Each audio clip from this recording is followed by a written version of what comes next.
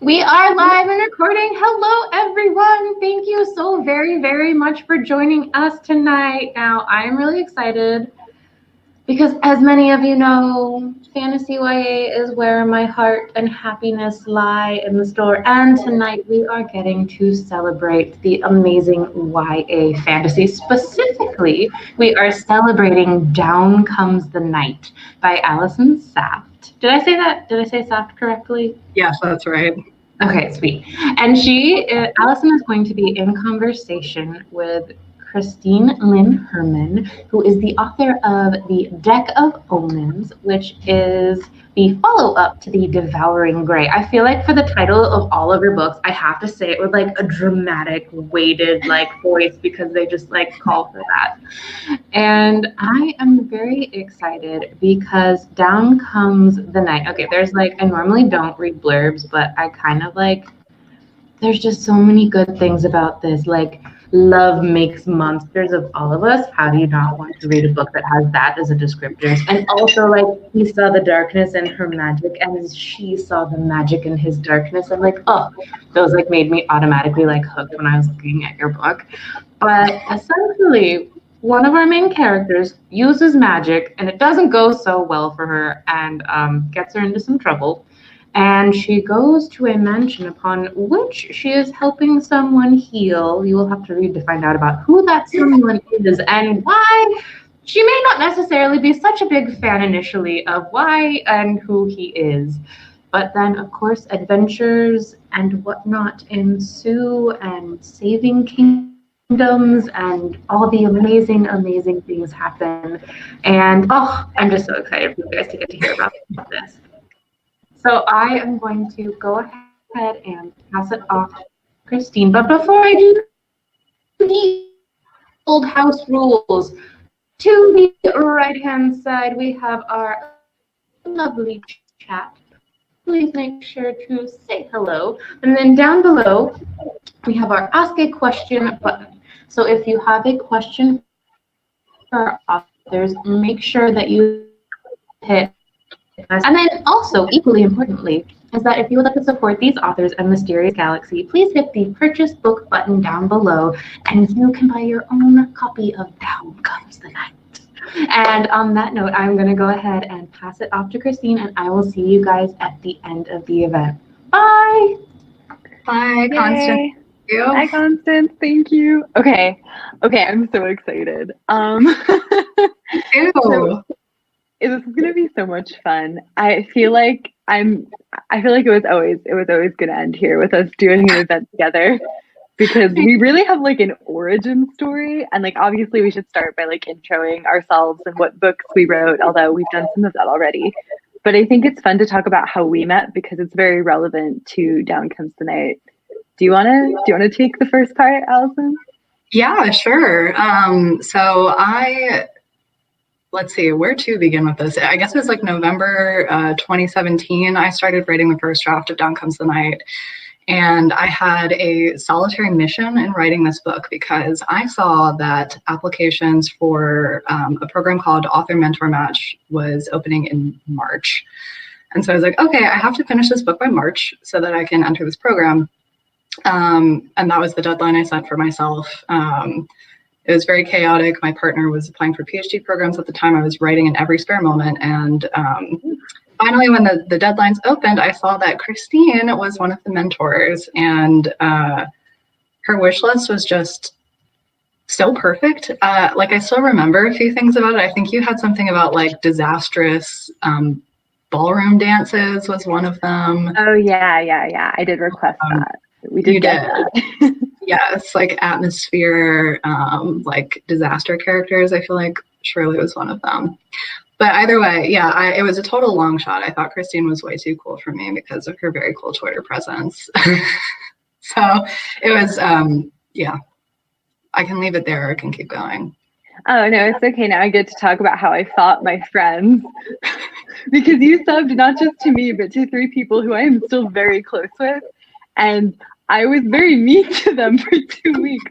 I also applied to AMM as to be a mentor, like the last possible day you could do it in like this chaotic whirlwind. And so when I was writing things like my like wish list and everything, I was in like a fugue state and I had no time to like, I was like, what is censoring yourself? So it was all very like, please give me this thing, formatted basically just like a fan fiction tag.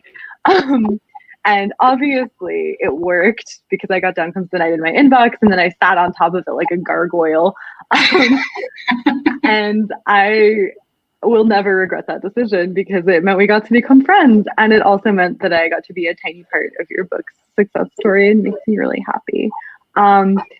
Basically, like, I love Gothic literature, and I feel like Down Comes the Night exemplifies that in like the perfect sense of is it a genre or a category, Allison? I still don't know. I guess it's a genre, I would say. Okay. I read your article on it in Tor, and it was great. So I feel like you're the expert. And I wanted you to talk more about like how you wove the Gothic into Down Comes the Night, because I think it's integral to the story, obviously, and what elements were like your favorite to develop in text, and what you feel are like the most powerful parts of the narrative. Ooh, yes, I do love the Gothic. Funny enough, I don't think I set out to write Down Comes the Night as a Gothic story. I had kind of gotten maybe a quarter to halfway through the book and kind of realized that I had accidentally stumbled into it. Like, oh, there's a mysterious mansion with a eccentric proprietor and they're in the mountains and they're snowed in and there's like some murder mystery element. Maybe I should actually lean into this more. But yeah, I love the Gothic. I think I was kind of that kid in high school who was reading like Jane Eyre and Wuthering Heights. So I always kind of had a soft spot for it. And then in grad school, which I took a class just about a year before I wrote the first draft, was a Victorian lit class. And I was totally obsessed. It has a ton of thought-provoking stuff. A lot of the things I learned in that I wrote about in the Tor article. I feel like the biggest part about it in the Gothic is, I'm just going to get on my soapbox for like 45 minutes, but it's very much class and wealth and about the nobility struggling to find a foothold in a changing world. And where that comes you do so well with magic and no magic. Sorry, I'm going to try not to jump in with enthusiastic fangirling, but it's so intelligent and it's so well developed. Thank you. Oh, I appreciate that. Yeah, because the lord of the house comes from a country with no magic, and a big part of the book is how this no magic country is going to adapt in a world where technology is catching up. And the countries that have magic now have the same technology. So how do we stay powerful and relevant? And beyond that, I just love the Gothic because it's super dramatic and emotional, and Ren as a protagonist is just an emotional mess, frankly. So the isolation and high intensity of the Gothic in general, I think, lent itself well to that kind of protagonist. Yeah, and I think it lends itself well to the YA genre as a whole, too, because there's all of these like big, intense emotions tied to adolescence and feeling things for the first time. And so it's just a very organic transition in its own way, I think. And I'm glad you brought up Ren, because my next question for you is about character. This book has some really great complicated characters, which is one of my personal favorite things. I have such a soft spot for them. And I also know that not all characters come to an author equally. So I wanted to talk more with you about like which characters were easier and harder to write, and like why you feel like they were. Yeah. So I think, well, I mean, you will obviously be unsurprised by this answer, Christine, because I feel like this was a huge part of our revisions together. But Hal Cavendish, hardest character to write, hands down. He was so infuriating to write because he is a very brooding, taciturn lad and did not have a lot of dialogue, did not have a lot of really much of anything. And this note that you gave me haunts me because it was literally like, I can tell that you love Hal on every page that he's in, but we can't see him at all, basically. That was like your first edit letter to me, which was so true.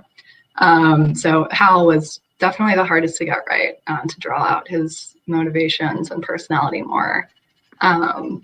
But I do feel like you knew exactly who he was. You just needed to like get it on the page. Exactly, yeah. And isn't that just the hardest part of writing, is getting what is in the brain onto the page? But conversely, yeah, I guess Ren was probably the easiest, because she is so much like me, or how I was at 15, around her age. Just I relate to her struggles, like feeling too much, and the whole world is just kind of I don't know, raw. So yeah, I related so much to Ren, and that was part of why I knew that I like had to help you with this book, because I was just completely emo about the character arc and like annoying anyone who would listen about it. Wait, have I told you the story? When I was walking around in Brooklyn with my partner, and I was talking to him about the book, like so loudly on the street, like, because that's how I do, and and a random person who was standing like on the crosswalk with us, because it's Brooklyn, like a total like hipstery cool like femme type, was like, "What book is that? I want to buy it." And I was like, "One day you will." Oh my god! I always wonder if they like stumbled across it again like years later, and we're like, "Oh, that book." Man, you were the OG street team. I told you I'm your number one fan. I'll always be there, holding up weird banners. So I think it's also really telling that like Ren was the easiest and Hal was the hardest, because I feel like a really well-developed element of Ren is not just her personality, it's her magic system. And your magic system is unlike anything that I've read in a YA novel, or just a novel in general, the way you did like science-based magic. And so I would like you to talk more about that, and like what your research process was like, and how you feel like that translates on the page, and like what you want to convey with it, etc. Like what readers should expect when they crack into the book. Sure. I guess I'll start with the last part of your question. So for anybody who hasn't read Down Comes the Night, it is, I usually pitch it as medical science based. It's essentially characters with magic can manipulate the cells in the body, and the main character is a healer, so she can. It's somewhat of a misnomer because she can restore tissue and also cut it. And other characters have more specialized magic, which I guess isn't a spoiler. Hal has deadly magical eyeballs. Not that comes back. The research process was, it is funny, I get a lot of comments from readers asking if I am a scientist or a medical student, which is always very flattering. I asked you that too. I was completely convinced that you had a background in it. Oh, well, a carefully crafted illusion. It was a lot of Googling, somewhat of a background. Like I'm kind of a jock, so I have like some baseline interest in anatomy and stuff. But yeah, again, it's amazing. Yeah, just casual jock. The stuff you can find online, you can find all sorts of surgical procedures in depth with pictures. Don't recommend. Yeah. Oh, great. So that's good. That was the research process. But I guess more broadly, or rather more specifically about the book, Down Comes the Night is very much about healing, not only in the physical sense, but also the emotional sense. And because I knew I wanted the book's plot to center so much on these scenes of healing, I figured the magic system had to be pretty grounded, so that the reader would have some sense of what's actually happening in these scenes where Ren is healing Hal, rather than like her hand glowed and the wound closed, which is essentially what happens, but there's, stuff that some medical sciencey terminology to accompany those descriptions. Yeah, what else can I say? I mean, I will say you touched on something really interesting when you were like, the you want this book to be about healing as a whole. And so I think it's also really interesting, like, how did you weave in like Ren and Hal's emotional healing along with like the physical healing in their scenes? Because there's a lot of that, which is also like my catnip. Oh my goodness. Thank you. Yeah, I mean, for Ren in particular, I guess, like her core lie of the heart of her character arc is that I am useful. I can only be loved if I'm useful. And for Ren, healing is the way that she has, considered herself to be useful. And a component of the magic system is that it's degenerative. The more you use it, the more difficult it is to use magic going forward. It's kind of like a repetitive stress injury. So for the healing and kind of how I approach magic systems in general is it should always tie to this thematic core. And Duncan's obviously healing.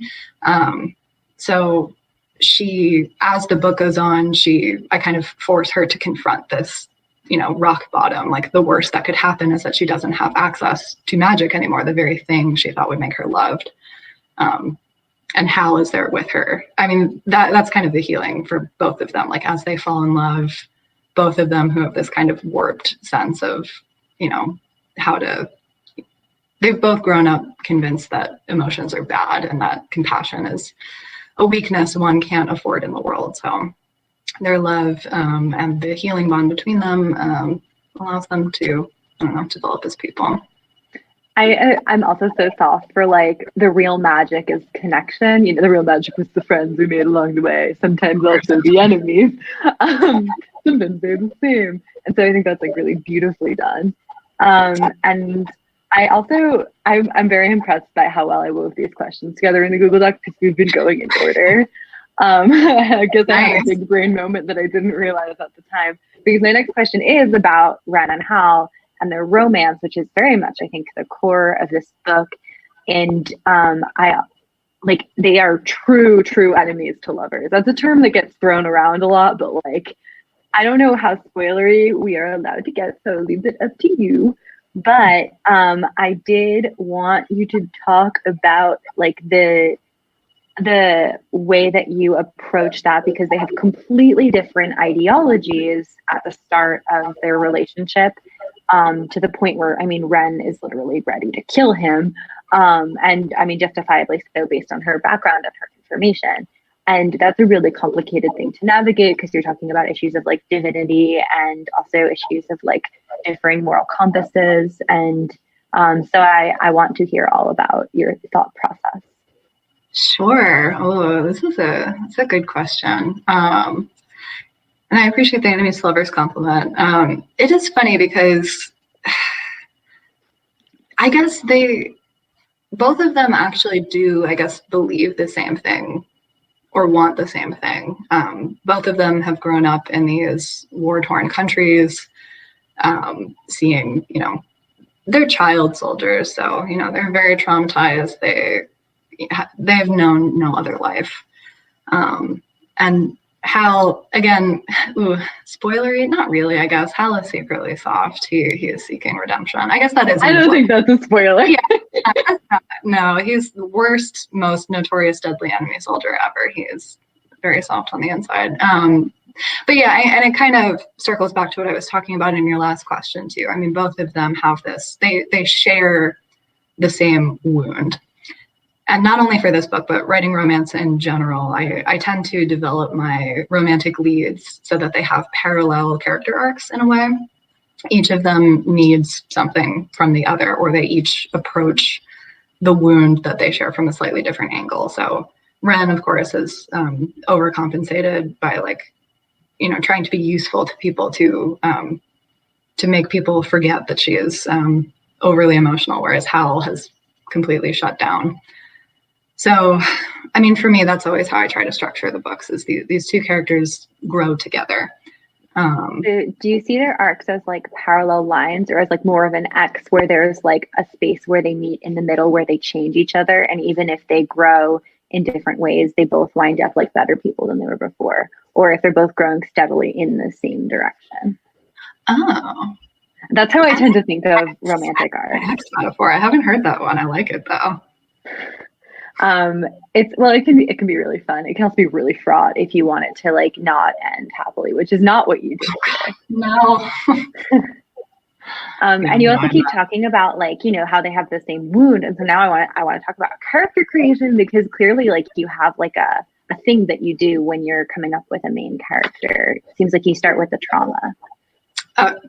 It's all about the trauma, baby. I think for both of us. Yeah, I mean, it's like what happened to you that you're in my head and you want me to write a book about you? Something happened. Yeah, no. Yeah, I mean, I usually start when I'm making characters. Yeah, I'd actually be curious how you do it too, because I usually start like, my book ideas tend to come as like a package deal with a romantic couple and a premise almost. Mm-hmm. Like for Duncan's Night, it was disgraced healer must cure her sworn enemy or somebody she hates. And then from there, like with each character, I'll usually do like, what do they, what is the fundamental lie they believe about themselves or the world? What do they want? And what do they need? Because, you know, I guess that's the thing.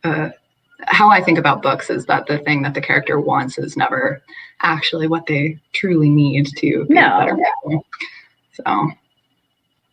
Yeah, that's really interesting. I think, I mean, we have pretty similar writing processes as we've discovered over the last couple of years. God, it's been 3 years, Alice. Oh my goodness. But I think I tend to come at it, I write from character first, very much so. And it will usually come with like an atmosphere or like a mood that I want the book to evoke. So in The Devouring Grey, obviously it's a woods book, and what the forest symbolizes in folklore and in the research I was doing into like the occult history of upstate New York, it was really easy to build these characters into that world. Like they felt like they belonged together. So I guess they were a package deal the same way that like you're describing.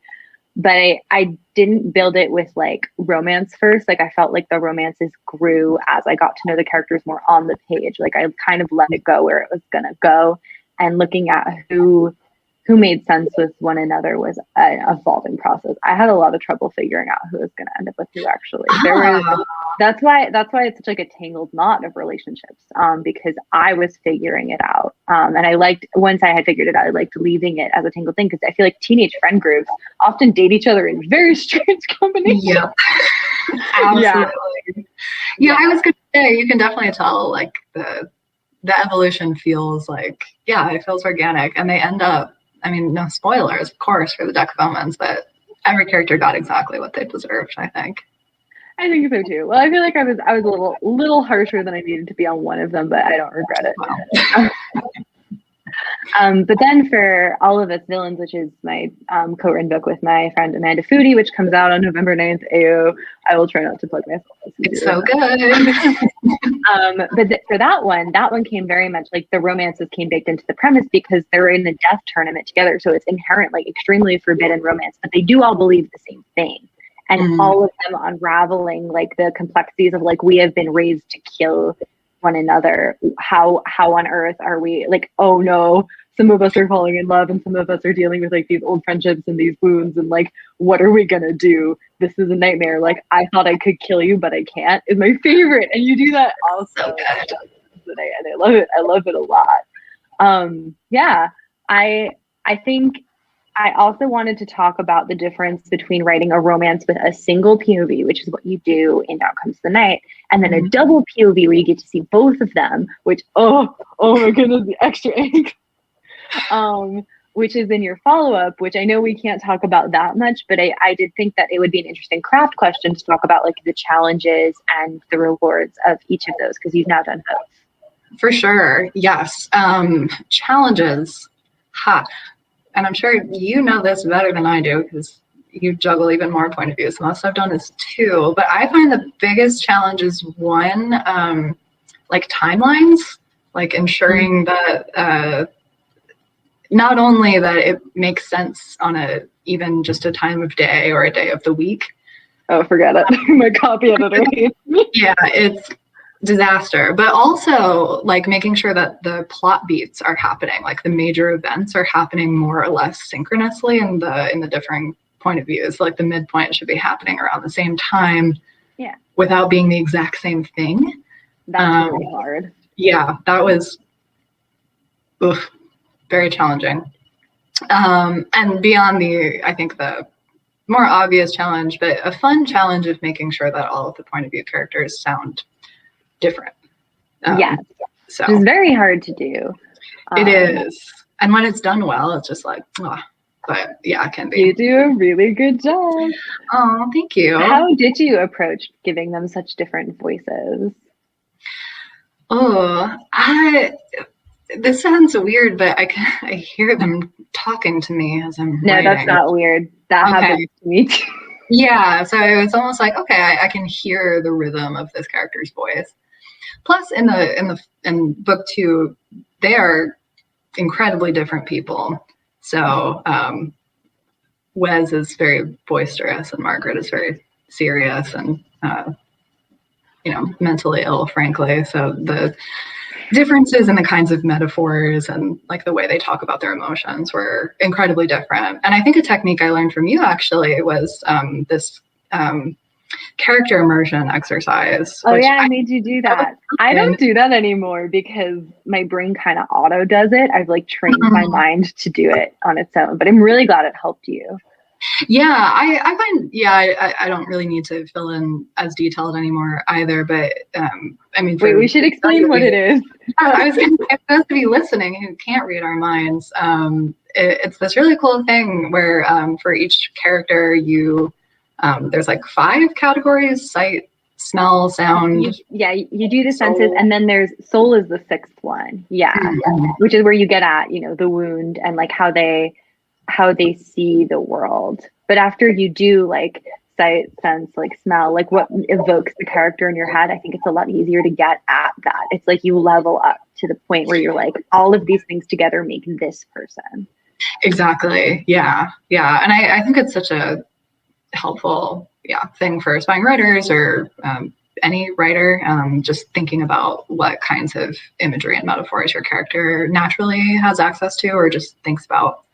And full credit, Amanda Foodie made me do this for the Devouring Great Kids. Yeah, so she gave it to me, and then I gave it to you, and I'm assuming you tortured your mentee with it. Yes. Fourth generation. Generational mentorship. That's incredible. That makes me so happy. Right.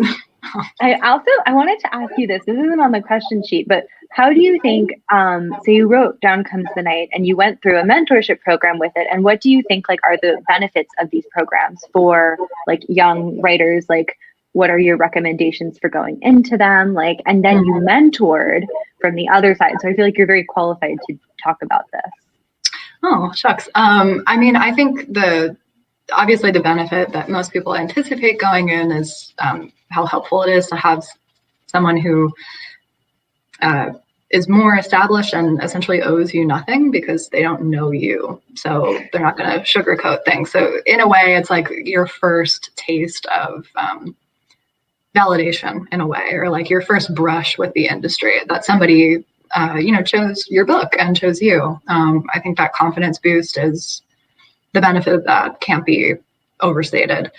But I would say, I still benefit from mentorship. I still, like you have been, I would not have survived debut year without you. I mean, I'm very, when I mentor somebody, I'm like all in. I'm like, this never ends until you kick me out. No, that's the thing. Yeah, it's just having somebody who's ahead of you, who has gone through all of the things you've gone through, has worried about all of the same things you've worried about. It's a great sanity check and just source of commiseration. And I don't know. It's great. I highly recommend anybody apply to Pitch Wars or Author Mentor Match, and the friends you make in your cohort are also super valuable. You also make friends as a mentor. I made one of my best friends in the whole world because we were both Author Mentor Match mentors at the same time. That's how I met Rory. I didn't know that. That's our origin story. Yeah. So that's it works both ways. You should consider it, anyone who's an aspiring writer or an author who maybe wants to do this if you have the time, because I know time is a hard thing. Yeah.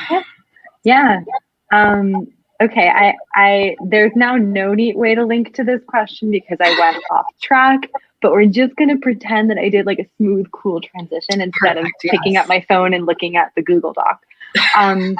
So I wanted to talk about something else that I think we both do, and another reason that I picked your book, because I knew I could help with it. So Dawn Comes the Night is set primarily, right, in like one very large, very cursed house, Gothic. And I call that like a micro setting, where you're focusing in on this one like town or city or house or whatever, and you set the entire like core of the book there, even if it's technically not 100% of the book. It feels like that's the book.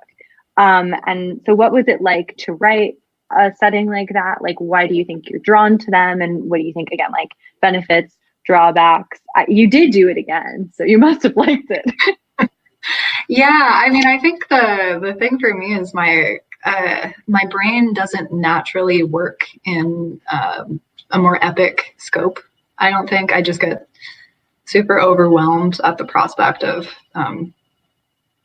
any kind of like adventure or just any kind of epic fantasy. I like the much cozier kind of stories, especially because I feel like with both of us too, like it's all about the character first writing. And the smaller settings really, I don't know, just let you get into not only the you just throw a couple characters in a small setting and watch them rattle around in a little cup and see what happens when they're forced to interact with each other.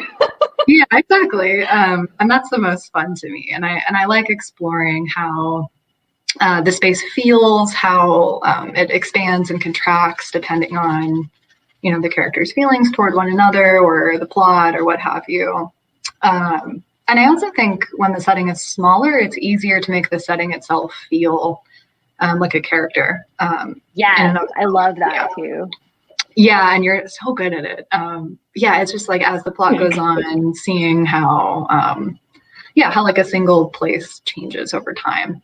You can really get into the details. Like I find in smaller settings, with the way like the character's POV on the setting changes, and so if it feels like the setting changes, even if it's exactly the same as it was, because they're looking at it so differently. Absolutely, yes. Like, oh, that crack in the floor of my childhood home now has like all of this weighty significance now that I've had this falling out with my mother or whatever. Yeah, I mean that kind of stuff is, I don't know, it's good stuff. Oh, it's excellent. It's the kind of thing that like a college like class would like dissect to be like, does it symbolize? It's like, yeah, it does. Yes, it does. Yeah, I'm obsessed with like, this is something I do, and I think you do it too, where like two characters will describe the same like landmark or whatever in completely different ways. Like in one of my books, like one character looks at a cave and is like, that's a mouth, and the other one looks at it as like, that's an eye. Like the stuff that it says about who they are and like how they see the world. It's a good way to establish voice and perspective, like we were talking about earlier. Yeah, absolutely. Yeah, setting and character just like perfectly entwined for, I don't know. Yeah.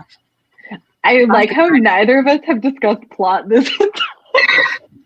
I don't know. Plot? Dawn Comes the Night has a plot. It has a plot. It also has a scary goth villain, which I want to talk about. I don't know if it's a spoiler to talk about the villain. Do you think it's a spoiler to talk about the villain? See, this cracks me up because, like, sometimes people are like, it's really obvious who the villain is. And I'm like, That's the point. There's 3 characters. It's not really a mystery. There are at least 5 characters. There are at least 5, but I mean, you meet the villain and you're like, yes, I see what's going on here, maybe. But it's a hallmark of the genre.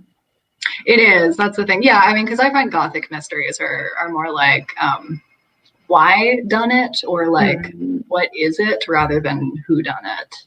So I don't know. Yeah, the mystery is always like what festers at the core of this, crumbling house, as opposed to like, oh, do you think what does that have to say about crumbling society? Right, exactly. Yeah. But yeah, no, I don't know. I mean, I guess technically a spoiler, but I mean, not in my mind. I don't know. Everyone close your ears if you don't want to. Just kidding. I don't know if you want to talk about him or not. Yeah, we can. I guess you can just talk about him and like what he represents if you want. We're saying he anyway, like it's Does he represent anything? I don't know. I just had a lot of fun writing him. He's just I drew a lot of inspiration from Lord Byron, honestly. That makes a lot of sense. Yeah, there are some nods to some classic Lord Byron scandals. But yeah, I mean, kind of what I was talking about at the beginning of this event is just like he represents this kind of tension. Like he kind of stands at the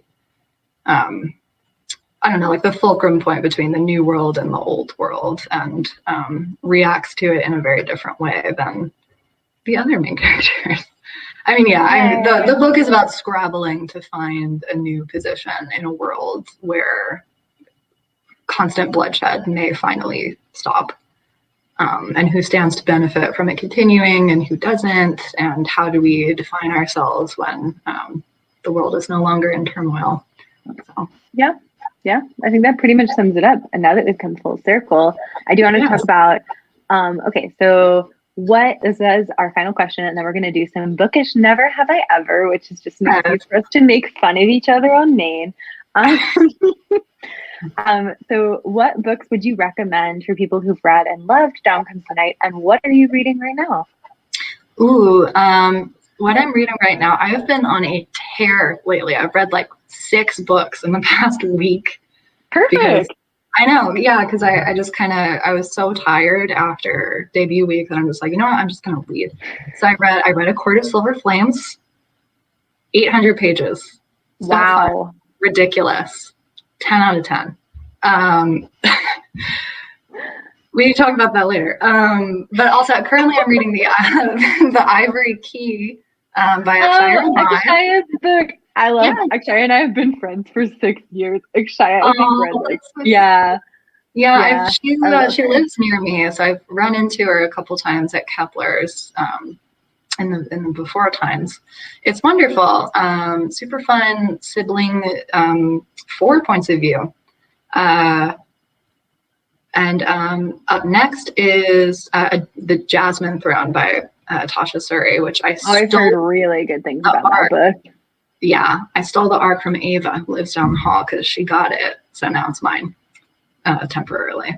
But as for books that people would like if they enjoy Down Comes the Night, obviously a little book called The Devouring Grey by Christine Lynn Herman. I should have seen this coming and I didn't. This is great. It's so wonderful. Tangled, disaster bisexual, atmospheric, a little bit of horror. Just perfect. One of my favorites of all time. Love to embarrass you. Otherwise, Sorcery of Thorns by Margaret Rodgerson. Margaret Rodgerson is one of my all-time favorite authors. She has like the perfect balance of like whimsical and dark. Those books, Enchantment of Ravens and Sorcery of Thorns, are just a delight. And probably if people like Serpent and Dove, they probably like Down Comes the Night just for like the romance-heavy enemies to lovers. Yeah, I think those are good. They show the range. Yes. Yay. Okay, we are done with questions, which means it's time for some bookish never have I ever. So we're gonna do this. I'm gonna say the thing, and then if we have done it, we have to raise our hand, and then we have to talk about what we did and why. We're gonna explain ourselves. Okay. Wow. That's well, if we don't explain ourselves, we'll get questions asking. I've learned this. I've done this before. So we might as well just head them off at the pass. Okay. First one is, never have I ever bought an item of clothing because one of my characters would wear it, which I have done. You've never done this? Mm-mm. I guess your characters are like more old-fashioned than mine, so it's a little more complicated. They are, and I just never buy clothing anymore. It's been a while. I know. To be fair, unfortunately, that's like really exposing myself here. It's like, when's the last time I went clothes shopping? I don't know, a couple of years. Good for the environment. Well, what did you buy?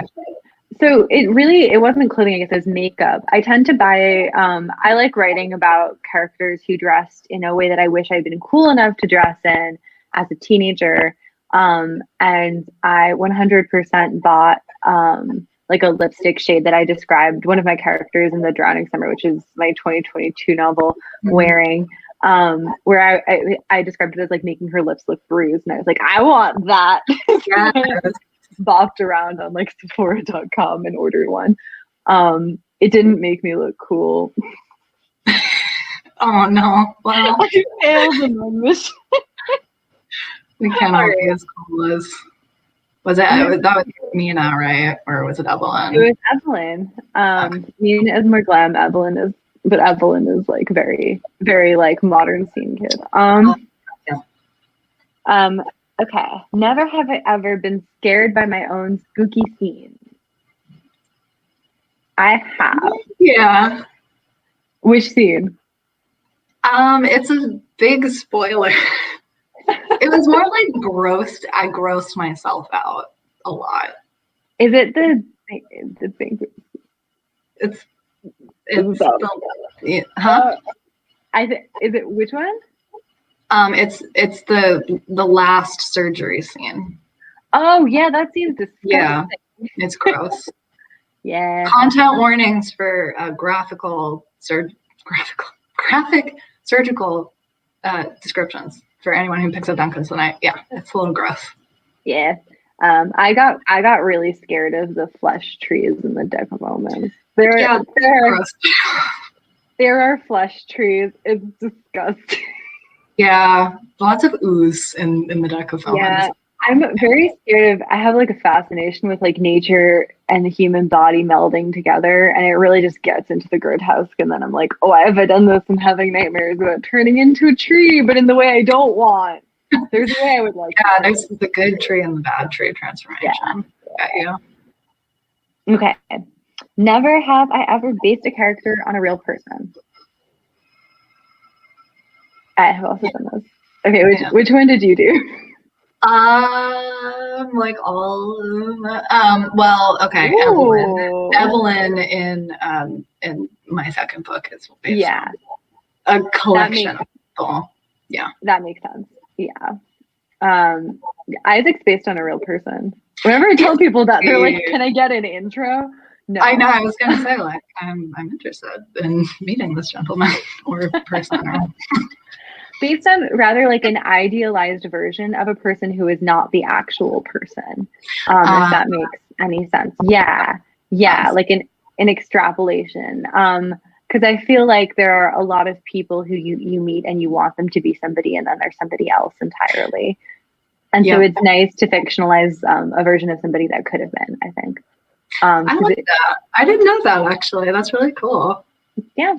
That's how I justify it, because I think it is kind of weird to, like, specific types of characters, it's a little weird to base on a real person. And I feel like a lot of people are always like, is your main character like you? And it's like, well, of course they have to be. They have to be like you. Right. It makes sense, but they also can be completely unlike you. And that's okay. Yep. Yeah. I feel like every character is just like little pieces of ourselves scattered across. Yeah. The next one, Allison, you wrote this one. The next one is never have I ever made yourself cry while writing. Yeah. We do this all the time. Yeah, at least 5 times a book, at least. Oh yeah. Are there scenes that like make you cry every time you read or revise them? Ooh, not every time. I feel like I had to be in a certain mood, and usually like right before I was about to turn a draft in, like they would get me. Yeah. But with both of my books, my goal for is to make people happy cry. At the scene. I make myself cry at the last scene of both of my books, and a couple other scenes. I'm like trying to think of one. It'll come to me eventually, but yeah, not counting, of course, all of the crying of just working on it. That's a different kind of crying. Yeah. Yeah, that's the you have to hydrate after crying. I also, my goal is to do a cry during an epilogue, like with everything. But it's usually like a bittersweet cry. For me, it's often cathartic because it means that I've finished another draft of it and I'm going to turn it in. So it's like a similar emotion. But it's also because like when you go on the whole journey of the book all over and you've been like through the maelstrom of emotions and you're like, oh my God, it's over. Exactly. All I want. Yeah. Okay. Never have I ever spent half of your writing day researching instead of actually writing. Yeah. You got your whole writing day. Actually, yeah. A lot of times. That counts as writing personally.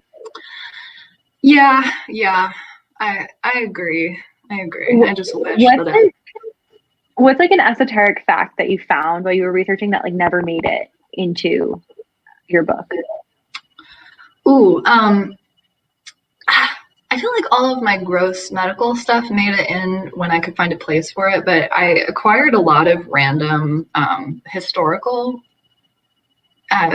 little snippets. So one that didn't make the final cut was there was a political cartoon that I found, I think probably from the Victorian era, or maybe another time, but it was the political cartoon was a caricature of the ruler at the time, and Parliament was putting like a bell jar over the ruler, who was drawn like a spider. Oh, well, that did make it into the book. It got cut, actually. Oh, I think, really? Yeah, because Isabel used to have two names, the Spider Queen and the Paper Queen. Oh, did you keep the Paper Queen? We kept the Paper Queen, but we cut the Spider Queen. So, yeah, there's a. Okay, that's why I remember it. It was definitely in one of the earlier drafts. Yeah. How about you? Well, I like the Paper Queen better. There's like all this stuff about cults in upstate New York that I know now that like didn't actually make it in. I feel like there was this one very specific fact that I can no longer remember because at this point these books are not like dead to me. Like I love them, but like I'm well past them. But just about like how like specific types of like how like plumbing worked in the 1840s. Why did I care about this? No one cares about the toilets except for me. It's essential. It's essential to the plot. We must know. Because it was when they were like in the it's not worth getting into, but basically there was a scene where it could have come up somehow, I'm sure. No. That's awesome. Okay. Never have I ever written fanfic. Yeah, I have. I've never written fanfic. I can't believe that, actually. That's so funny. Yeah. Yeah. Nope. I love books, and I love my favorite, like when I was a teenager and stuff, I loved my favorite fandoms, but I never wrote fanfic. I did write thinly veiled, like clearly inspired by stuff, but it had like OCs in it. It wasn't. Okay, yeah, you scrubbed the little serial numbers off. Yeah. I wrote a lot of fan fiction. It was all Naruto fan fiction. Okay, is this putting you on blast? But didn't Don't Come to the Night come from Naruto fan fiction? No one look at me. I need to start. I've actually, because Masashi Kishimoto is in my acknowledgements, who's the mangaka of Naruto. I need to start, like, I've had a few people reach out and be like, "What's the ship?" And I'm like, "You have to guess." So I think I need to start like giving out prizes for people who guess. I think that's a great idea. Yeah. It's like extra credit for readers. If you can see into my soul, then you get a bookmark. Yeah, I'm just excited about possible, FMA ship dynamics that you can put into things. Oh yeah, it's coming. I'm cooking up more stuff. Get your Roy and Riza book, please, so I can die.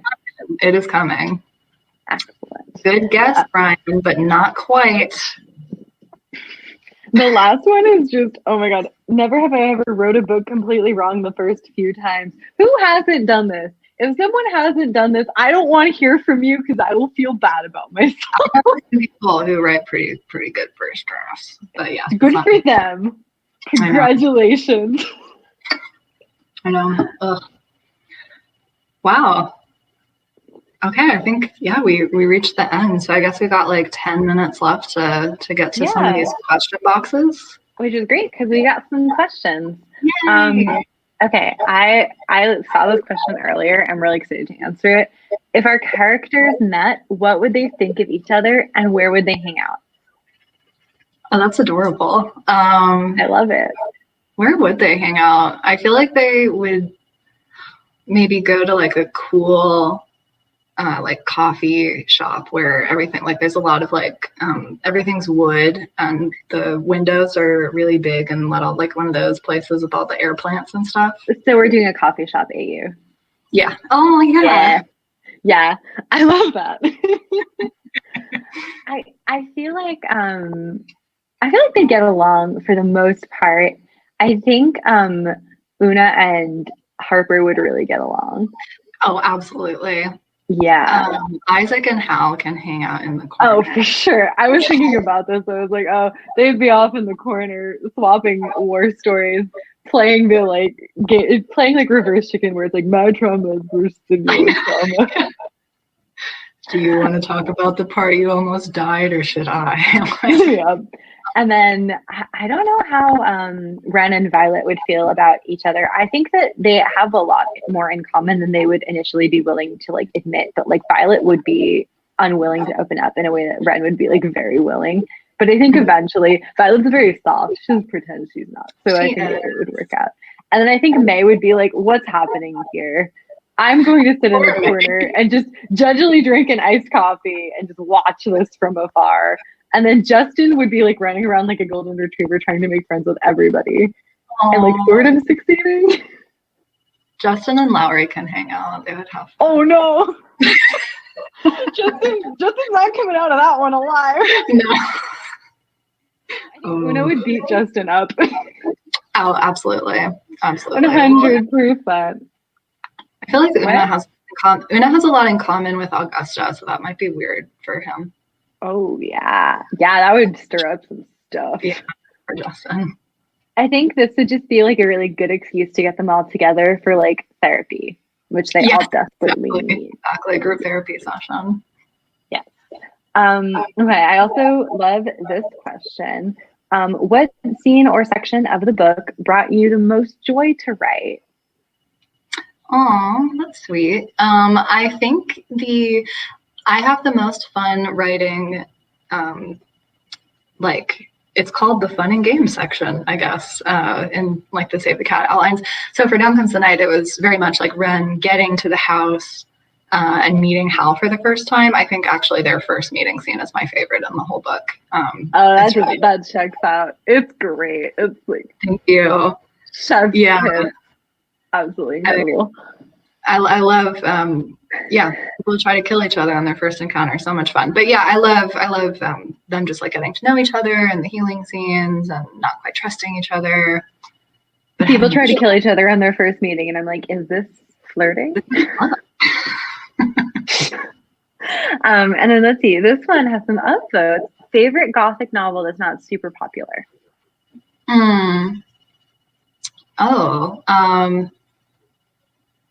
Think about what about something like, did you read some stuff in your class that was like more obscure?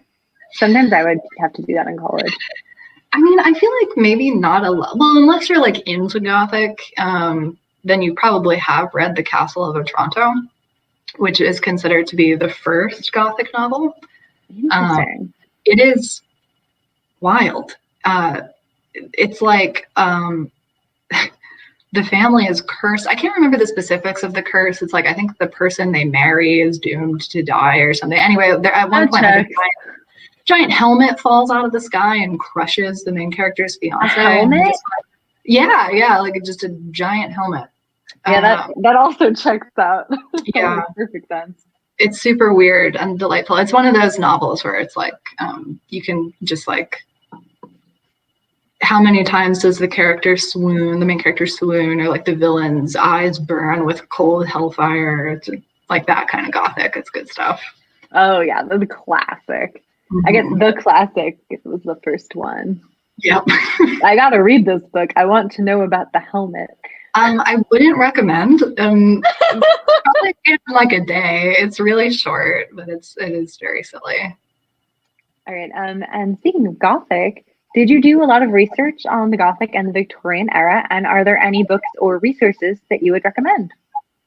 Ooh, great question. I wish that I were more academic in my book research, because I feel like I don't really keep a bibliography. I just kind of look up stuff and like kind of skim the stuff I need and dump it into a document. So unfortunately, I don't have any like books that I could recommend.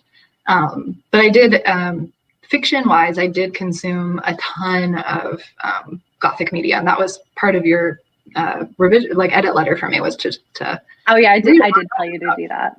Yeah, so I mean, if you can find probably if you're looking for little Easter eggs, I mean, there's definitely stuff from Jane Eyre, there's stuff from Wuthering Heights, Phantom of the Opera. I love Phantom. Me too. It's so fun. Yeah, and from the Victorian era, I did research on stuff like clothing, technology that they would have. Stuff like that, and some of like the economics and politics and whatnot. But when roughly is it set? Like which?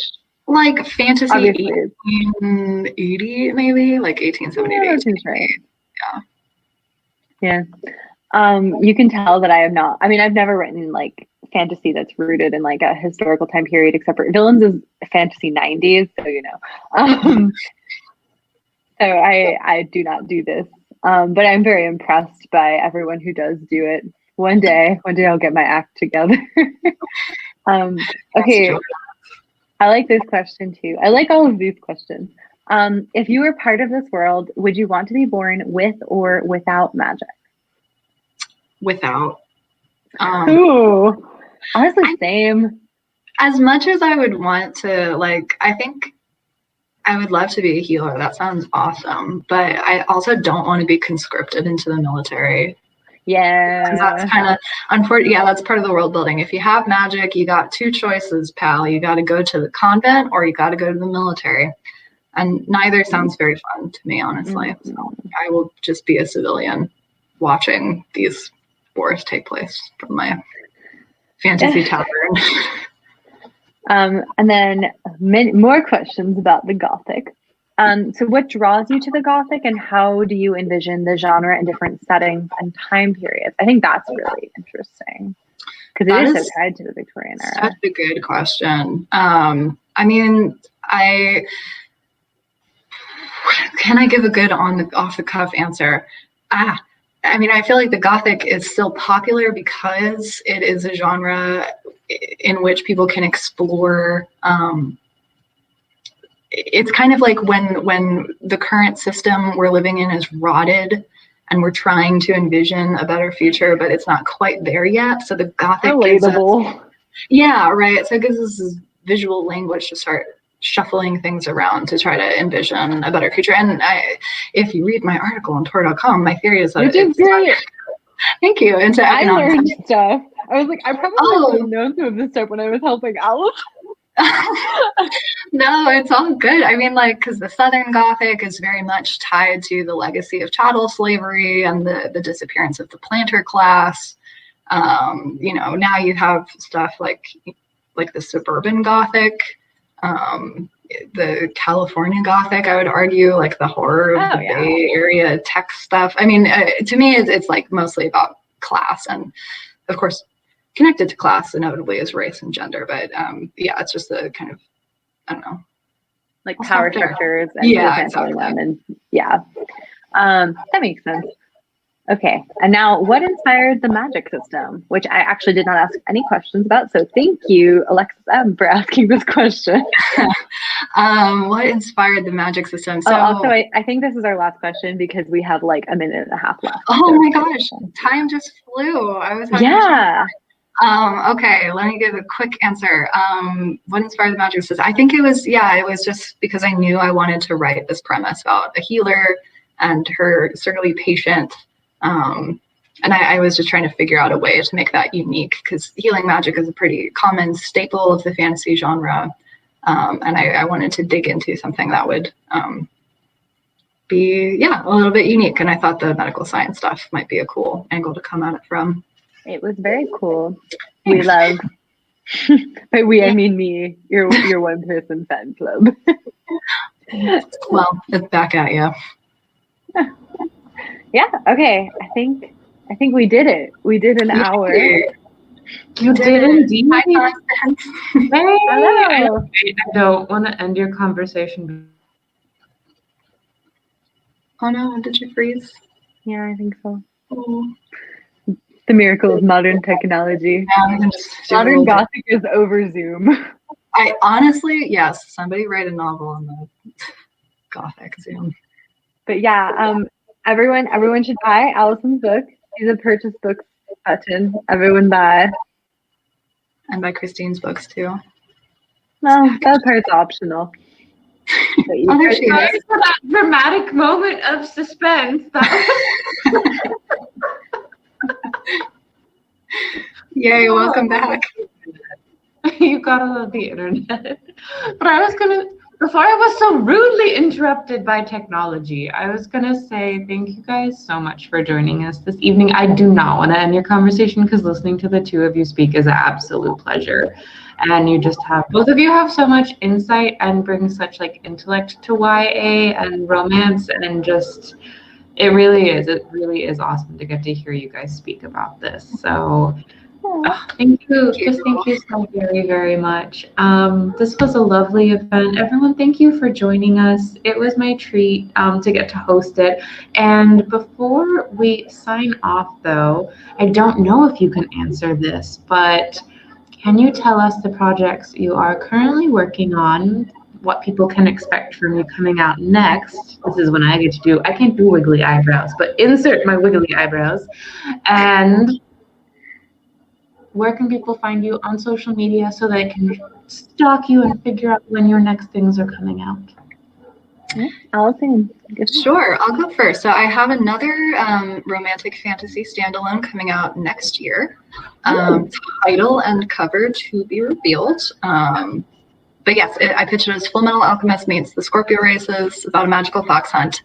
Super excited, and I'm working on outlining something new, but no details on that yet. It's so good. It's so good. Yes. I'm unhinged when I talk about it. Oh my goodness. I go feral for this book. Oh my gosh, Full Metal. Oh, okay, no. And the comps are perfect. I need more. I'm like Full Metal Alchemist or Full Metal Alchemist Brotherhood. Like, which one, or both of them? Anyways, that was a tangent into a very long conversation, so I will not derail it even. Okay, I have books coming. All of Us Villains, my co-written book, which I plugged before, is kind of like, it's the Hunger Games but queer and with magic. And it comes out on November 9th.